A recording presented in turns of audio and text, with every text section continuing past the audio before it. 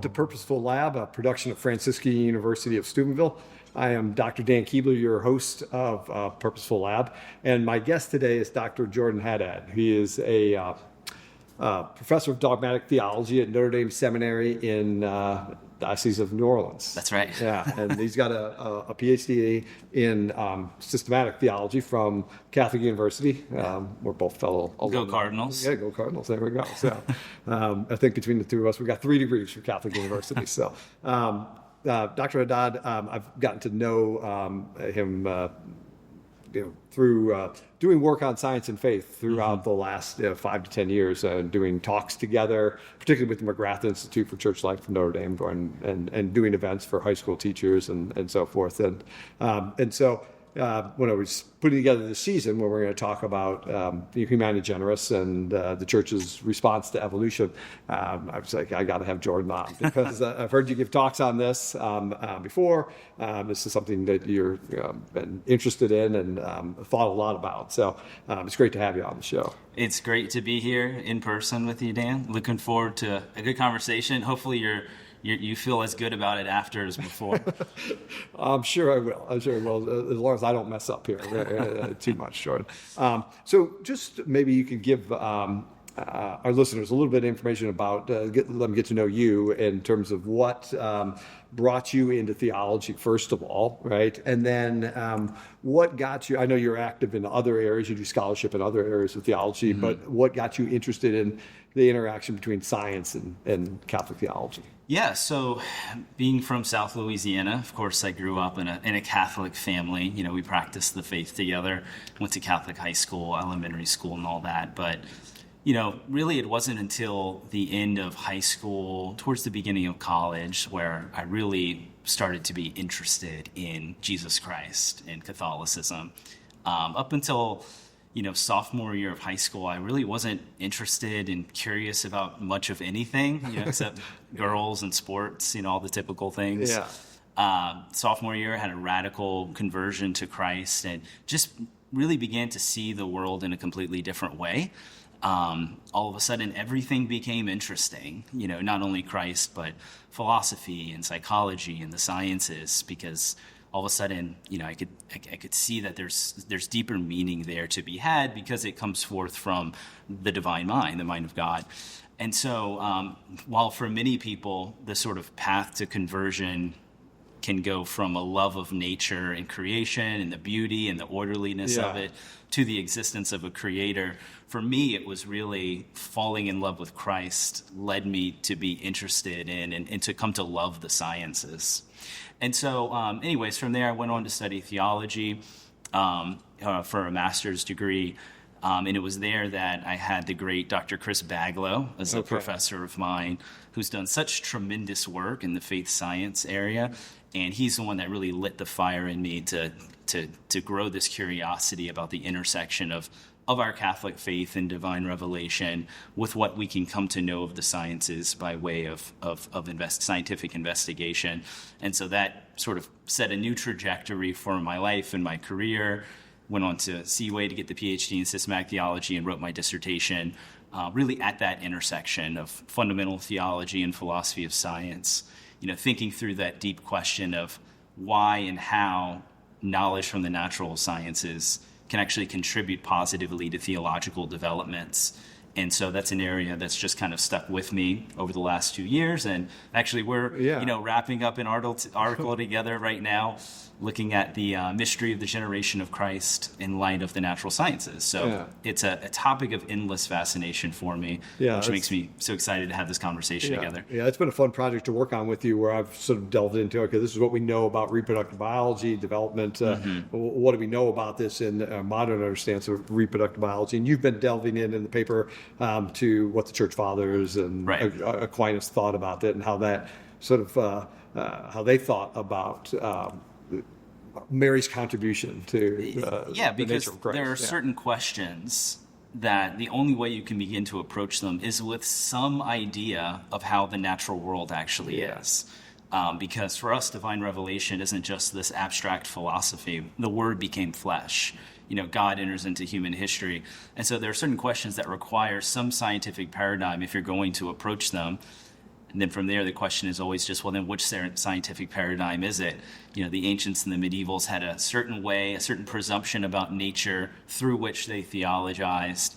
And that task is also left to us today, but to do so in a responsible way in light of all the progress that we've made, scientifically. Yeah, no, it's great. It's been fun working on that with you, and hopefully we'll get that off soon. That's right. By the time this podcast is out there, hopefully it'll be out there as well. But we'll see. We'll see. There's one thing that academics are good at, it's procrastination. So that's right. We'll see. Yeah. I have an honorary degree in procrastination. Yeah. So I think there's a lot of those going around, right? So this is this season we're looking at Humani Generis, which the first papal encyclical to mention and talk about biological evolution, and it's the 75th anniversary of this document. Mm-hmm. And on the first episode we had I guess Dr. Shane Owens, who's here at Franciscan, talk a little bit about biblical exegesis and what the Humani Generis has said about that, right. And a little bit about evolution. But I wanted to start with you to put sort of Humani Generis in context. It comes out in 1950, which is 90 years after Darwin publishes Origin of Species. So there's a lot of time. There's 90 years right. Between when Darwin published Origin of Species, and there was actually evolutionary ideas floating around and well before that. Right. So there's a long time, a long lag between when evolutionary theory starts to gain steam in the scientific community to tell when the church actually says something official about it. So maybe you can give us an idea of sort of what the church's sort of initial reaction was, say in the late 1800s after Darwin, and why maybe, in your opinion, did they not say anything official until 90 years later? Yeah, those are great, big questions. Yeah. And first, I just want to start by saying so much of my thought here is indebted to the great Kenneth Kemp, and the monumental work that he's done on this question, as recently as this past summer, 2025, with the publication of his book, the Origins of Catholic Evolutionism, 1831 and 1950, or something like that. Yeah. It's going to be a seminal work. It's huge. This guy, everything in it. It's through CUA Press, but it's a great resource if you're interested in this topic. So. Yeah, there is no discussing this topic now that doesn't make reference to Kemp's work. So he resets the whole conversation there with his meticulous historical research. So these are big questions. So just to sort of survey the landscape of the reception of the theory of evolution or transformism in the church in the 1800s, kind of going into the 1900s, there's aspects of that story that I think for many is rather surprising. And then there's aspects of it that really shouldn't be surprising for us. So why don't we start with what is probably surprising?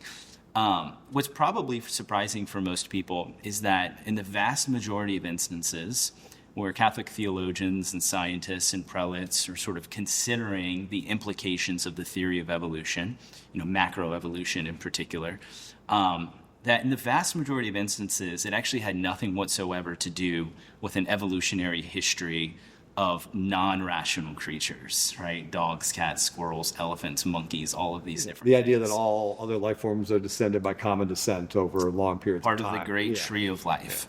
Yeah. Now, why would that be the case? Well, for a few different reasons. If we look at the first chapter of Genesis, we actually see, just read kind of at face value, we see a kind of causality already ascribed to the earth and to the waters when it comes to the production of all of these non-rational creatures, right? So in each day, and God said, let the earth bring forth, the trees and the creatures, and let the waters bring forth this, the swarm of living creatures, all of these different things. And God created such things. So we see the way that Genesis 1 is sort of presented at face value is it gives an agency both to God as well as to the earth and to the waters. And these are not mutually exclusive causes of everything else that exists, right? It gets a little bit different when we talk about the creation of man. We'll come to that in a second. Also, in the 1800s, it wasn't uncommon to think that the days of creation are not actual 24-hour days, but actually could refer to long ages, long periods. For a long time, you had St. Augustine's view, which is that creation is an instantaneous act, and that what's described in the 6 days is not something that's historically sequential, but it's rather like different features or aspects of this one act of creation through the mediation of the angels, that these inner potentialities embedded within creation eventually come to arise. The Rationis Seminalis, St. Augustine talks about them.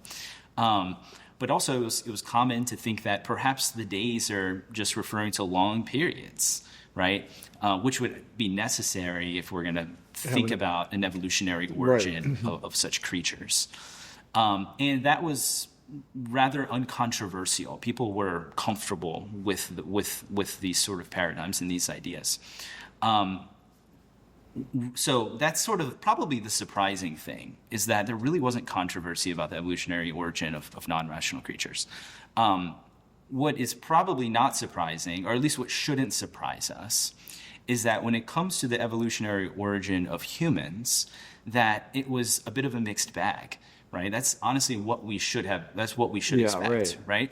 If you have a 1,800 plus year old institution with a long intellectual tradition and history that has come to sort of read Genesis and think about these different questions in a certain way, as informed by the prevailing science of their day, it shouldn't surprise us that when we have the emergence of new scientific ideas, that the reception of it would be kind of mixed. And so what we see in the 1800s going into the 1900s is some who are opposed to the idea that human beings have evolutionary heritage, and others who are pro, or at least comfortable with the idea that there's this compatibility between Catholic doctrine and the newest insights of the science that were being presented at the time. And there's a bunch of different examples we could talk about if you're interested in that. But that's the sort of general landscape. You really don't have magisterial teaching on these questions, with a couple of outliers. So, Leo XIII in his 1890s encyclical Arcanum, where he's talking about Christian marriage, he mentions, everyone knows that on the sixth day, God created man, and from his side took, a rib to create Eve.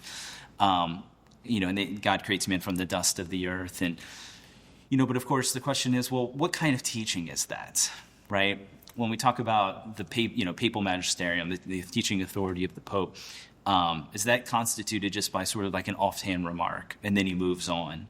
While at the same time, at that same, in that same sort of period, you have figures who are they're Catholic pro-evolutionists, like George Jackson Varr, getting award degrees from the Vatican, for his work in faith and science and stuff. And then, of course, there's the 1909 decree from the Pontifical Biblical Commission, which I imagine we'll probably talk a little bit more about. Let's talk a little bit about that. So what is the Pontifical Biblical Commission, and what like the document in 1909? Because a lot of, I talk about it in my book about that. And what is that document in terms of what's the level of sort of authority it has? Right. And what does it really say? Because some people say, well, look, the church is saying in that document certain things that we have to agree to about the historicity of Genesis, for example. Yeah, so the Pontifical Biblical Commission was created in the early 20th century by Pope Leo XIII,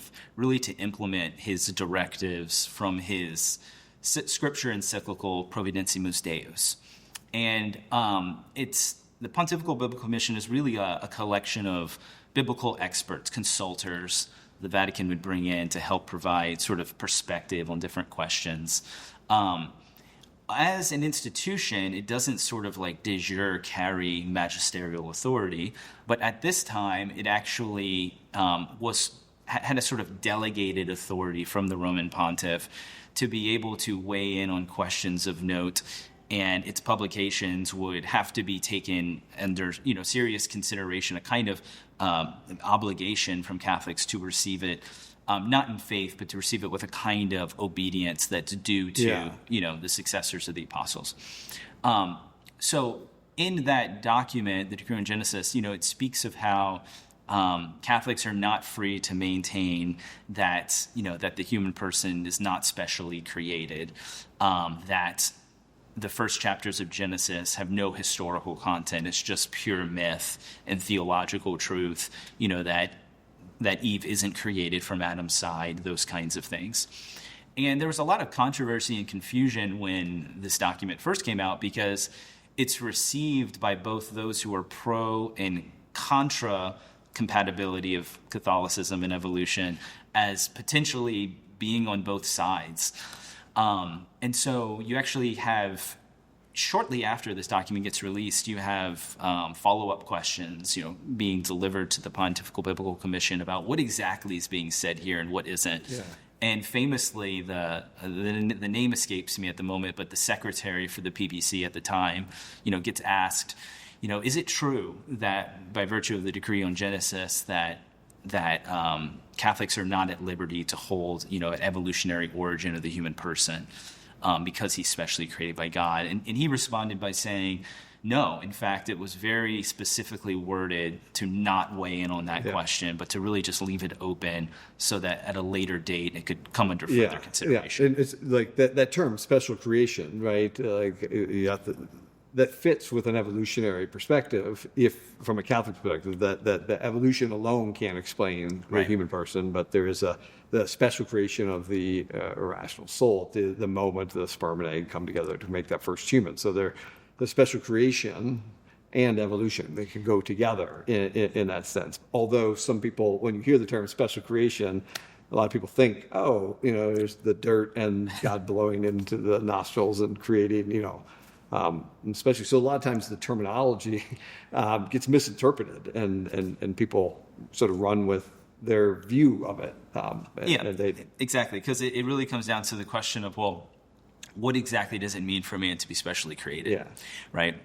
Both sides at this time would agree that, okay, God is uniquely the author of the human soul, that you don't have these like eternal souls that God's just sort of picking from the high heavens, or that the human soul is not produced by the parents directly from their own souls or their own soul power, that kind of thing.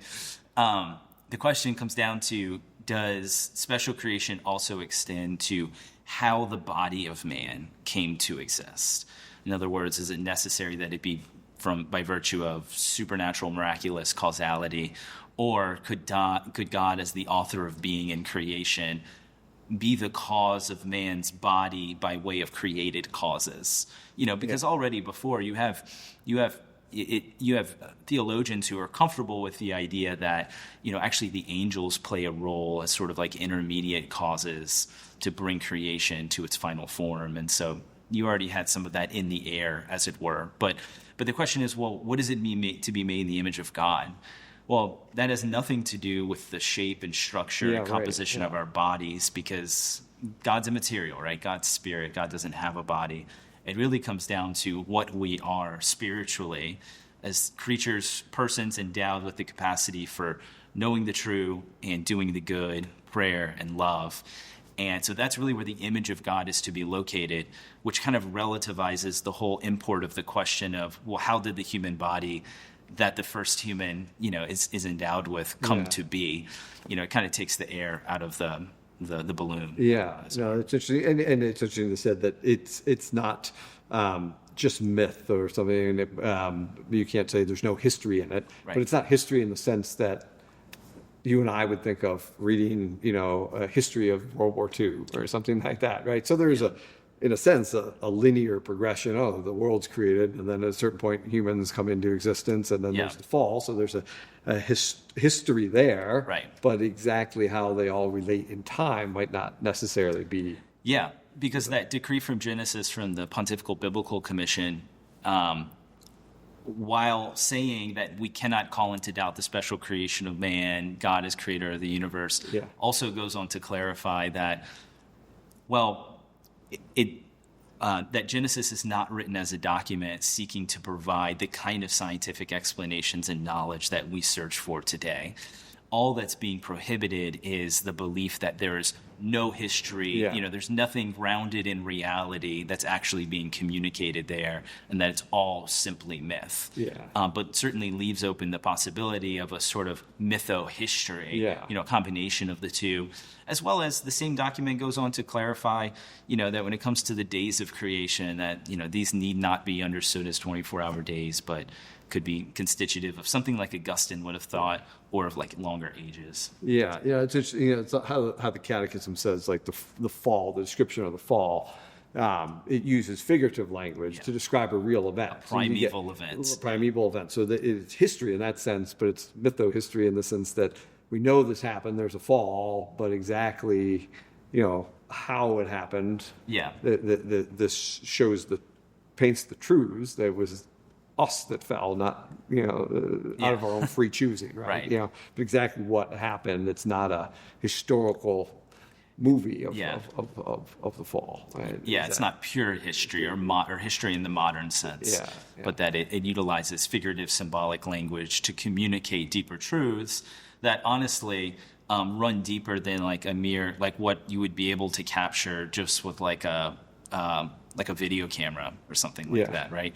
The way in which the first chapters of Genesis are presented allow us to actually see deeper by virtue of the figurative, metaphorical, symbolic language that's being used than just a mere scientific description. Yeah, no, it's great. The idea of being able to see the deeper truths without removing that there is actually a creation going on at some point. And a fall. Yeah, exactly. So it seems that, before Humani Generis, the church doesn't say anything, about evolution, but it's talking about it sort of indirectly. So what do we have to hold about Genesis, given there's these evolutionary ideas in the water, right? Yeah. And so is, in your opinion, when we reach 1950 and Humani Generis is released, is there something in there that sort of breaks new ground, or is this sort of just a continuation of where the church seems to have been and what its theologians have been thinking about? Right? Yeah. Yes and no, I think, depending on which question we're asking and who we're asking in a way. Yeah. As recent as 1946, 4 years before Humani Generis, you get Jesuit superiors calling it rash and not to be defended, the idea that mankind has an evolutionary heritage, an evolutionary origin of our bodies, right? Yeah. You get Father Matthias Joseph Shaben, who's a stalwart Catholic theologian of the 19th century, saying that to believe that there's an evolutionary heritage to man's body is heretical, right?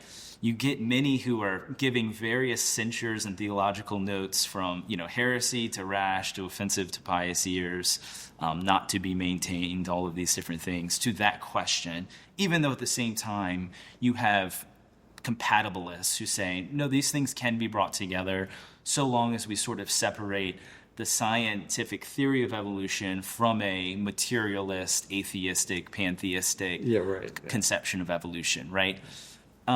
When it comes to Humani Generis, specifically with the question of evolution, what really stands out to me, it's a couple of different things, but perhaps the most is that what was leading, what many would have described in the years leading up to Humani Generis as either heresy or uncertain or not to be defended or rash, all of a sudden now you have Pius XII saying, no, research is to be allowed by trained Catholic theologians and scientists into the question of the origin of man's body from pre-existing and living matter, right? So there's a sort of like papally approved permission to continue to investigate such things because nothing essential to the faith is actually being called into question here, which was basically the point of those Catholic theologians and scientists who are compatibilists were trying to put forward. Yeah. Right? So really, all of a sudden now you get a sort of papal permission, which really goes a long way into how the conversation continues to develop afterwards. Not to mention, and I know this is going to be a big topic for us to talk about, the whole question of like monogenism and polygenism, as that gets brought up. Yeah. You get a very sort of toned down, moderate position that's being put forward that wouldn't have had that same kind of nuance in the years leading up to the encyclical.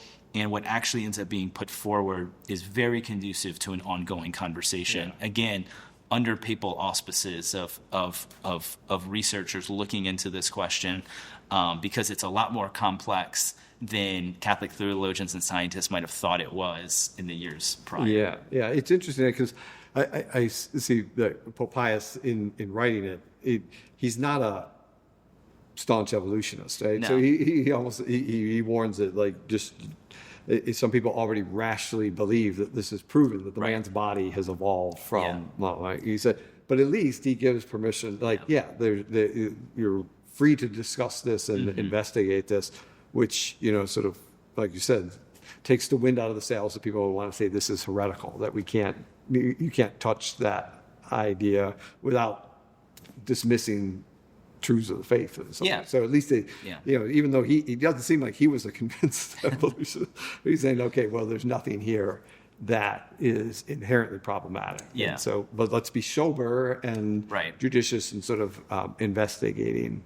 Yeah, because part of it too is like the state of the question from a scientific perspective is still ongoing at that point, right? And so it's a good thing to be more moderate, even-tempered, not go rushing headfirst into a scientific paradigm that may not actually pan out in the end. Yeah. And actually, so when you look at Pius XII's relationship with like the Big Bang Theory, you can see sort of like a different kind of Pius that has to get. He's a little too over enthusiastic and has to get reined in about the Big bit. Bang Theory. Enthusiastic in the sense that he saw in the Big Bang Theory like an irrefutable proof from the sciences for the universe as created, and then therefore the existence of the Creator. Yeah. And you actually had Father George Lamette, who had to reach out to him and say, like, please don't use the Big Bang Theory as a scientific proof for the existence of God, because that's not actually what it strictly speaking proves. Yeah. Father George Lamette was the founder, sort of the Big Bang Theory, one of the leaders of advocating that the universe began as a singularity, right? Yeah. Exactly, and Lamette was correct, because what the Big Bang Theory gives us is not a strict demonstration for the existence of God. I mean, it certainly lends itself to the belief in a creator more so than not. But because it's not a strict demonstration, Lamette's saying, please don't put all of your eggs in this basket, because this could actually end up doing harm in the future if this irrefutable proof for the existence of God we thought we had actually ends up not proving what you think it proves. Right. Yeah. And so that's Pius being a little over-enthusiastic. And then on the evolution side, he's a little under-enthusiastic, he is. But understood contextually, he's a lot more moderate than a lot of the anti-evolutionists were leading up to the encyclical. Yeah. He certainly was more moderate than they were. He also, in the document is talking about a little bit about biblical exegesis too, right? And how we should look at the first chapters of Genesis. And is there anything in there that you find that's like novel or new, or is that sort of a continuation of what you see in church documents before that? Yeah, I mean, I think it's largely similar, in emphasis and in approach to what we saw like in the decree on Genesis, when it's talking about how those first chapters of Genesis aren't strict history, not strict science, because there's elements that are figurative, symbolic, metaphorical, those kinds of things. And that's basically the line that Pius XII's repeating in Humani Generis. This was actually a concern that was sent to the Holy Office in the years right leading up to Humani Generis. There's this controversy about the interpretation of those first chapters. And Pius says, again, we ought not to think that there's no history here and that there's no, historical truth to what's being asserted. However, we also have to read these chapters as the kind of literature that there are, which means comparing it and understanding it relative to those documents that are of the same genre from the same time period, to see how these authors were speaking in order to be able to ascertain what they're actually asserting and sort of differentiate what's being asserted from what's being assumed, from what's just, what's the literary genre of the text, all of those kinds of things, which is really just a continuation of what he had been writing and talking about in his biblical encyclical a few years prior, Divino Afflante Spiritu. Yeah. And it's interesting because that makes it makes it very difficult to get to the heart of what the author intends, because this is a form of literature that this is from the ancient Near East, that you can't get in the mind of the author what the author's trying to get across, because we can't ask the author. We can look at other ancient Near East texts, but even there, you can't get into the mind of what the authors are doing. So it becomes very difficult to pin down. It's interesting because not only after that, you see the church sort of reiterate this over and over again. Like, it's very difficult to know exactly the intent of the author, and it is until we have an ancient Near East time travel. That's right. Yeah, so we can get back and ask them, what were you thinking? What does it mean when you put these genealogies in there with these large numbers? Was that meant to be taken historically? What are you doing here, right? And then if we could do that, all the Bible scholars would, lose their jobs. Right. So we don't want that either. So you got to leave them some nuts to crack. Exactly. Now, you mentioned polygenism and monogenism. Okay, so that's one of the biggest, I think, things in Humani Generis that people that work in this evolution, Catholicism space talk about and struggle with, right? So it's not surprising, I think, that maybe Pope Pius XII was not a staunch evolutionist. We didn't have good genetic data back then, a lot less of fossil record, and so he was sort of hedging his bets and sort of wait until I can see better evidence. But go ahead and explore it. There's nothing there. But when he talks about polygenism, right? He's a little more. He circumscribes it a little bit reticent, more, right? A little more reticent. So if you could just talk about that. So polygenism is, at least in the sense that it's flowed from that document, is the idea that humans descended from a population of people. Whereas monogenism, that all modern humans descend from an initial couple, an Adam and Eve, right? And them alone. Right, and them alone, right? And so those are the two sort of, the two possibilities there of human descent. So what does he say about them, and what does he allow? Yeah, that's a great question. So as you rightly explained with monogenism and polygenism, and then there's even a further sort of specification we can make about polygenism, and we can distinguish what's called, or what at the time was called, monophyletic polygenism from polyphyletic polygenism. Monophyletic polygenism being the descent of the human race today from more than one couple, right? A larger population, but a population that would have been circumscribed to like a single tribe or a single area, right? A single place on the earth at a time, versus polyphyletic polygenism, which is that there are multiple origin points spread across the earth, or at least more than one, from which the human race today descends. Yeah, that's also, that idea is it's like in the science it was called multi-regional hypothesis, right? And so the genetic evidence doesn't really support the idea that, there was some hominid population in Asia and they evolved into modern humans. There was a hominid population in Africa. They evolved into modern humans separately, and there was another one in the Middle East, and they evolved. But the genetic evidence doesn't sort of back that up. And the genetic evidence seems to back up that modern humans evolved in Africa. That was the oldest modern humans in probably a single location, possibly in Africa. So sort of monophyletic origin. Right. But then with that, then there's the two options. Is it a population? Right. Or is it a single couple? Yeah. Right? And that's the crux of the debate, even though at the time there was more options. Right? Yeah. Exactly. And my reading on Pius's affirmation, or what he's really saying in Humani Generis with respect to this monogenism, polygenism debate, I think is a bit more nuanced than a simple face value reading of it would give you. So what Pius says in paragraph 37 of Humani Generis is that when he just talked about inquiry, the possibility of inquiry into the evolutionary origins of the human body from living pre-existing matter, and then the next paragraph he says, but the children of the church are not at liberty, right, to hold a position which he describes as polygenism. And the kind of polygenism he describes is not exactly straightforward, right? Yeah. Because when he's talking about humans, he describes them as true humans, right? So he's sort of making this distinction between true humans versus false humans.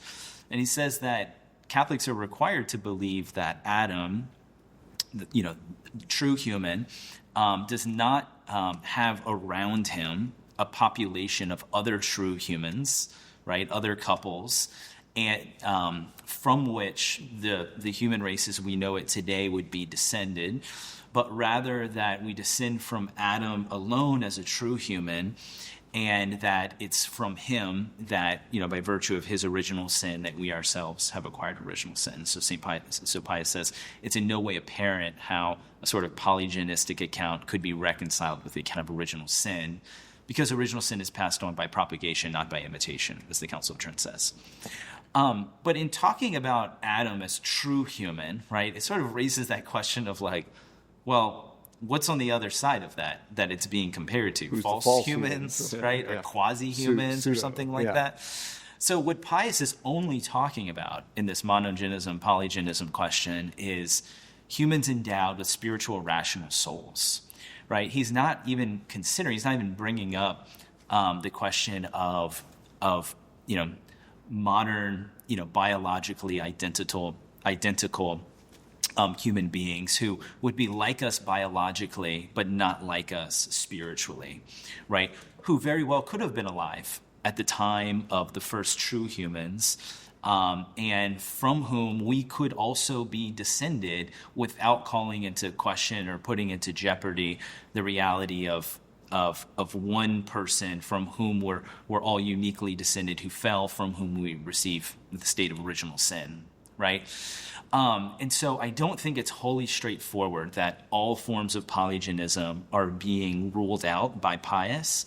I think it's only the variety that says that there are other true humans contemporary with Adam from whom we descend.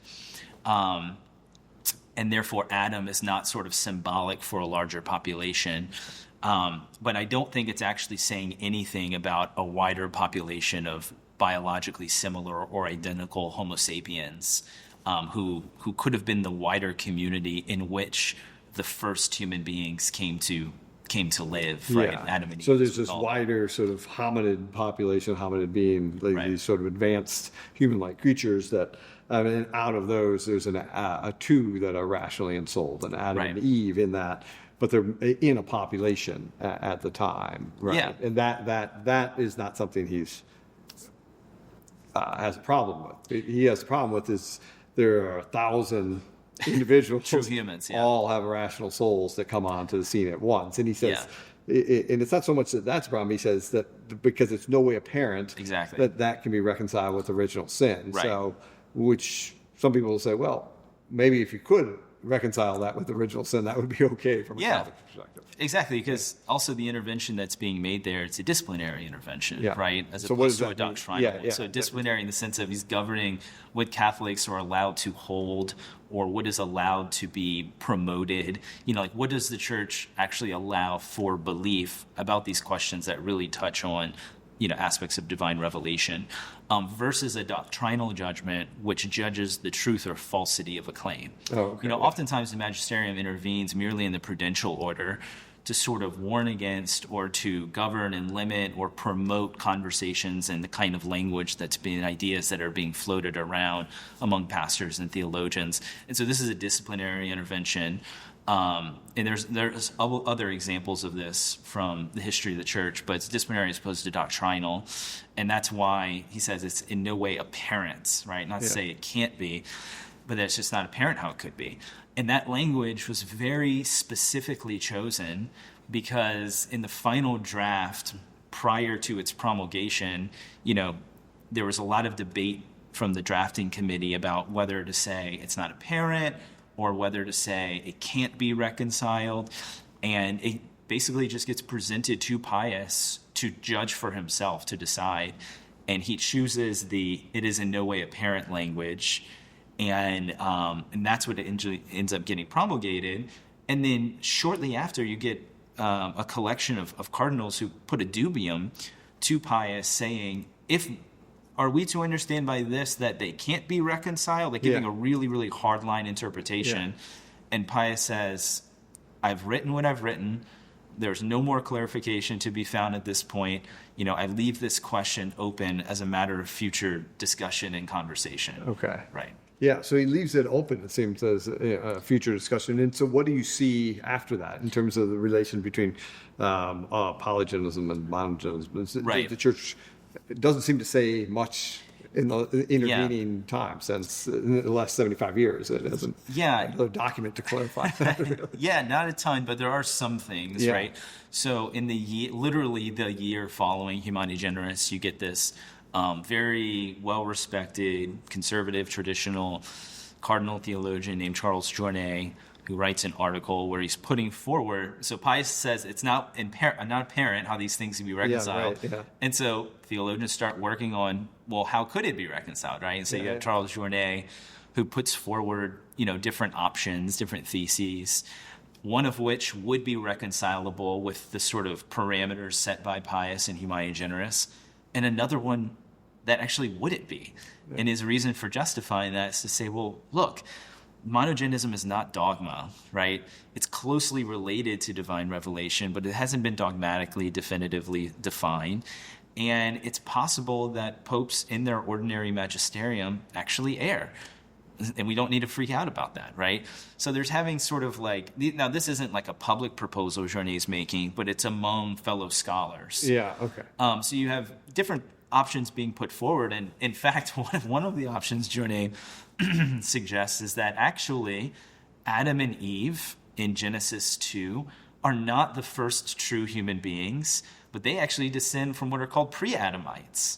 And that it's from a larger stock of pre-Adamites that you get Adam and Eve, from whom all of biblical history comes to unfold, right? Because all Humani Generis spoke about were called co-Adamites, right?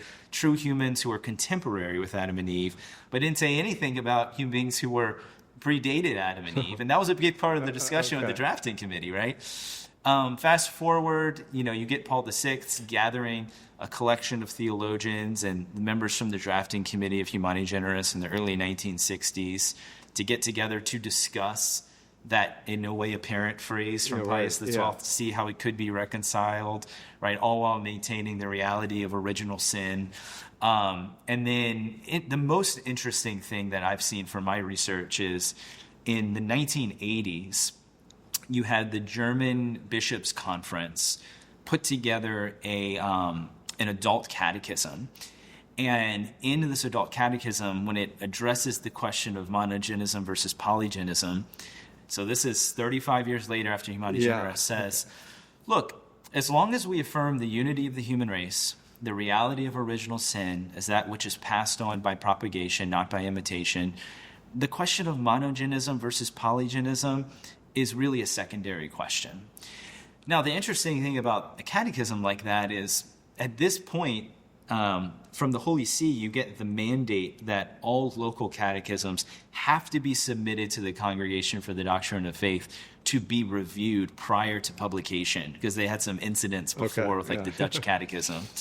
And so it gets sent, and none other than Cardinal Joseph Ratzinger and his committee reviews, approves, and then allows for publication, which really signals for us that in the mind of the Congregation for the Doctrine of Faith and the Holy See, this whole dispute about monogenism versus polygenism, while it's important, it's a secondary consideration, and Catholics are at liberty really to hold either position so long as certain essentials are always maintained at the same time. Yeah, and those essentials are that the doctrine of original sin and the doctrine of the unity of the human race. Those are more foundational, Yeah. and do more heavy lifting in sort of Catholic theology. Yeah, so Right, what ends up getting ruled out as not an admissible position is like the multi-region hypothesis, polyphyletic polygenism. But a form of monophyletic polygenism gets accepted, as well as just normal monogenism. And yeah, like you said, so long as we recognize the unity of the human race, the reality of original sin, and the special creation of the human soul, really that's what it comes down to when securing what it means for man, the truth of Genesis, basically, versus what is being assumed but not asserted, right? Or what's merely symbolic or figurative versus the revelation itself. Yeah, that's interesting. It's probably worth just mentioning, like, the reason that there was this drive towards polygenism from a scientific perspective was sort of looking at the genetic diversity of modern humans. It's like there's not evidence that modern humans pass through a bottleneck of two people, right? The amount of genetic diversity and that we see in the modern human population seems to suggest that we had a larger ancestral group throughout the last million years. So we had passed down to a group of less than 1,000 people, right? If we'd gone through two people, there would be a genetic signature that we could see of a lack of genetic diversity that would be apparent that we don't see, right? And so that's sort of why you might think, well, why would anybody want to think of polygenism as being correct? And that's sort of why it seems to fit with the science better, at least as far as we know at this point, right?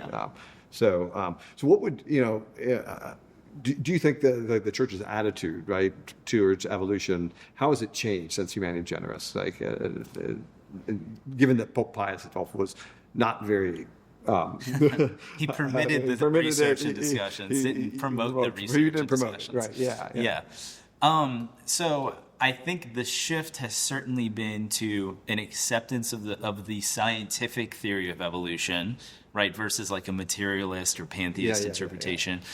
And a shift to the acceptance of the scientific theory of evolution as allowing as a benefit to the church for better understanding how man comes to be, without at the same time imposing upon Catholics that they have to be evolutionists or else, anathema sit, right? They can't be good Catholics or something like that. Church doesn't force scientific theories on people. Exactly. So, for example, the 1992 Catechism speaks of, without using the word evolution, it says how, the modern natural sciences have given us a great window into a greater insight into the origin of man. Right? You get Pope John Paul II in his 1996 address to the Pontifical Academy of Sciences, where he talks about, how the theory of evolution is really more than a hypothesis. It's a theory because of its explanatory power and the converging evidence that we find for it. And actually, repeats sort of the same things as Pius XII about the human soul and the unity of the human race, but at that point just doesn't even mention anymore the polygenism question. Right? And then you get Pope Benedict and Pope Francis, both of whom are pro-evolution as a scientific theory, as contributing really to our understanding of man. And then as recent as this past summer, 2025, there's this great article by the Blackfriar Dominican, Father Simon Francis Gain, where he talks about how, the theory of evolution has been accepted as really non-controversial, so long as those things are maintained that we've discussed. And that even when it comes to the polygenism question, that while polygenism is not like the promoted teaching of the church, it is a permitted opinion, right? Which is a major change since Humani Generis, which had said Catholics are not permitted to hold such an opinion. Now it is permitted, again, so long as certain things are maintained. Yeah, it's interesting because you have open questions here, right? So we don't know exactly how modern humans come to be. We have, even from a scientific perspective, we have some clues and some ideas, but these modern humans, theological humans, aren't going to fossilize any different than, say, a similar. They're not going to have like a little sparkle around it. The material soul. The Benedict and Pope John Paul made that point. Like, it's not something you can extract from see in the a fossil. archaeological record. So what would you say to a student that just like, I just want, there's too many open questions here. I want some clarity because it might undermine my faith. Once we find out the truth of this, it might undermine my faith, right? Right. What would you say to that student? Yeah, a couple things, I guess. So what the church permits Catholics to believe and to hold, we need not fear, right? Yeah. I mean, so long as certain opinions, as long as certain things are maintained with a given scientific theory, our faith is not in danger, right? To whether, if we're pro-evolution or not, or whatever it might be, right? That would be the first thing. The second thing is, look, there are certain questions that by the nature of the question requires us to assume some sort of scientific image of the world in order to understand and approach such things. Yeah. Right? So questions about the earth, questions about man, question about the heavens, how all these things relate to one another. You have to assume some sort of scientific paradigm. The question for me is, well, which scientific paradigm is the most reasonable? Right. Yeah. Right? And so for me, even though I'm not an evolutionary biologist or a chemist or anything like that, the converging evidence for the theory from scientists and scholars who are good, upstanding Catholics who I respect and know, as well as the teaching of John Paul II and his opinions, all point in the direction of the evolutionary paradigm being the most reasonable one, right? Yeah. Tertullian, who's a ecclesiastical writer from the second century, third century, he says, custom without truth is error grown old, right? It doesn't do us any benefit holding on to something of the past just because it's been held for a long time, right? The question is about truth, right? And then where does reason point us in that direction, right? John Paul II says in his letter to George Coyne from the Vatican Observatory, he says, people of today are inevitably going to have some scientific understanding of the world when they're approaching questions of faith. It's a question of, well, are we going to do this responsibly, right? Or are we going to do something that could be scandalous and which we'll regret in the future? Yeah. So just go where the best arguments and reason leads you without thinking that there's something at stake when it comes to the faith that would necessitate the rejection of one over the other. Right. Yeah, that's a great way to finish here and to end this idea that we follow reason properly. Yeah. And we have to be careful because we're fallen creatures. Right. And our reason can lead us astray. Yeah. But following scientific reason properly and in the proper science is going to get us to truth. Yeah. It's going to mesh with the faith, right? And so truth doesn't contradict truth. And if it seems to, then we just don't understand enough and we need to work harder. Yeah. St. John Henry Newman has this great line from The Idea of a University. He says, there are three maxims we must keep in mind. First, truth cannot contradict truth. Second, truth often seems to contradict truth, right? And third, we should be patient enough to not see what seems an apparent incompatibility as a true, mutually exclusive propositions, right? Yeah. And so we have to be patient, right? We have to allow time to do its work so that we can consider ideas and theories not with a sort of charge that would lead error astray. Yeah, we got to fix it now. We got to have But to allow the dust to settle and to see things in a clearer light as time allows. That's great. That's a good quote to end on as the newest doctor of the Catholic Church. And Jordan, it's great to talk to you. It's always enlightening to learn something every time we sit down and talk about these issues. So I appreciate your time and hopefully have you on again at some point. Absolutely. Thanks, Dan.